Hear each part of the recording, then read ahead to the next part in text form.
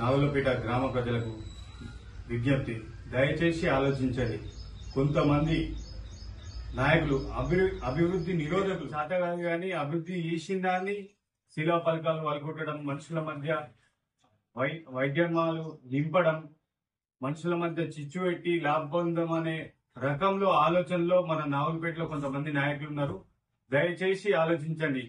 మా ఎమ్మెల్యే గారు 10 లక్షల నిధులతోటి ఇస్తే కొంతమంది నాగులపేట గ్రామ ప్రజల సహకారంతో ఒక ఫంక్షన్ని నిలబెట్టినాం. దానిలో ఏదో రకంగా పేరు లేదనే నెపంతో, అంటే ప్రోటోకాల్ ప్రకారం పేరుతుంది, అది కూడా తెలియని సన్నాసులు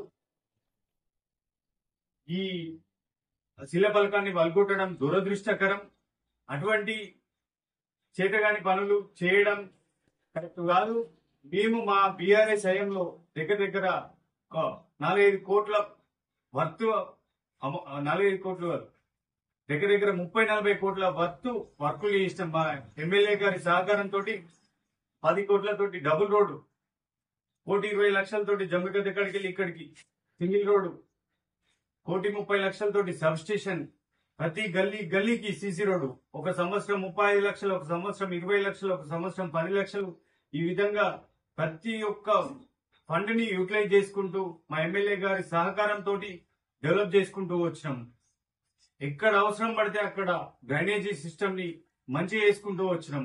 అన్ని ఊర్ల కంటే మన ఊరు అందంగా ఉండాలి అనే ఉద్దేశంతో పల్లె ప్రకృతి వనం గాని ఏదైతే గవర్నమెంట్ ఇచ్చిన ప్రతి దాన్ని యూటిలైజ్ చేసుకుంటూ చెట్లు మీరు చూస్తున్నారు. కరోనా టైంలో చాలా మంది యువకులు ప్రజలు అందరు ముంగటుండి కరోనా టైంలో వాటర్ పట్టి చెట్లని అందంగా తీర్చిదిద్దిన మన ఊరుకున్న ఎంట్రెన్స్ లో ఉన్న చెట్లు ఎక్కడ లేవు. దయచేసి ఒక్కసారి ఆలోచించండి. దగ్గర ఒక 70 మంది కళ్యాణ లక్ష్మి ఇప్పించిన మా ఎమ్మెల్యే గారి సహకారంతో 35 మందికి CMRF సార్ ఇట్లా మా వాళ్ళకు చిన్న పని ఇట్లా ఆపరేషన్ జరిగింది అంటే ఎమ్మెల్యే గారు తక్షణమే సహాయం చేసి CMRF ఇప్పించే విధంగా ప్రతి ఒక్క పని ప్రజలకు అందుబాటులో ఉండి వర్క్ చేసినాం.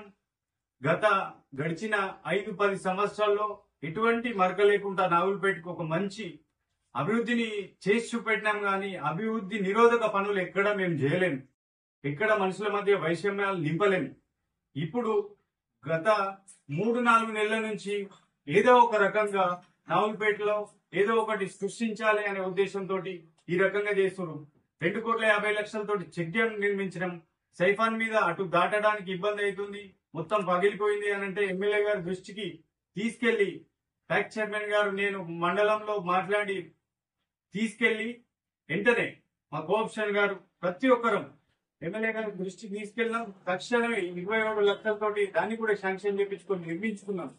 మొన్న అధిక వర్షాలతోటి నవలమ్మ కాడ గోడ ఊలిపోతే ఎమ్మెల్యే గారికి వెంటనే చెప్పగానే 3 లక్షలు అమౌంట్ ఇచ్చిరు, దాన్ని కూడా వర్క్ కంప్లీట్ చేసుకున్నాం. మా దగ్గర బీఆర్ఎస్ లో పార్టీ ప్రెసిడెంట్ గాని నాయకులు గాని అందరు ఎవరే గాని మనుషుల మధ్య వైషమ్యాలు నింపలే. ఎవరికి పనిపడ్డా ఎవరికి తోచితే వాళ్ళం ప్రజలకు అందుబాటులో ఉండి సేవ చేస్తాం. గాని ఇటువంటి దుర్మార్గాలు మాత్రం చేయలే. గత ఒక 3-4 నెలల నుంచి విచ్చలవిడితనంగా చేస్తున్నారు. ఇది మంచి పద్ధతి కాదు. దయచేసి ఆలోచించండి. ప్రజలే గమనిస్తారు, ప్రజలు దాన్ని గమనించాలి. ఒక్కసారి ఈ 3-4 నెలల నుంచి ఎట్లా చేస్తున్నారు ఏంటి అనేది మీరు చూడండి. అక్కడ ఫంక్షన్లకు సంబంధించింది అనవసరంగా పగలగొడితే ఎవరికేం రాదు. దాన్ని అది ప్రజలకు సంబంధించిన ఆస్తి నష్టపోవడం తప్ప అంతకుమించి ఏం లేదు. దయచేసి రానున్న రోజుల్లో అటువంటి నాయకులకు తగిన బుద్ధి చెప్పాలి. ఈ రకంగా ఇప్పటికైనా అది మార్చుకోకపోతే ప్రజలందరూ కలిసి చెప్పులతోటి తరిమి కొట్టే రోజు వస్తాయని చెప్పి హెచ్చరిస్తున్నాం. జాగ్రత్త. దీన్ని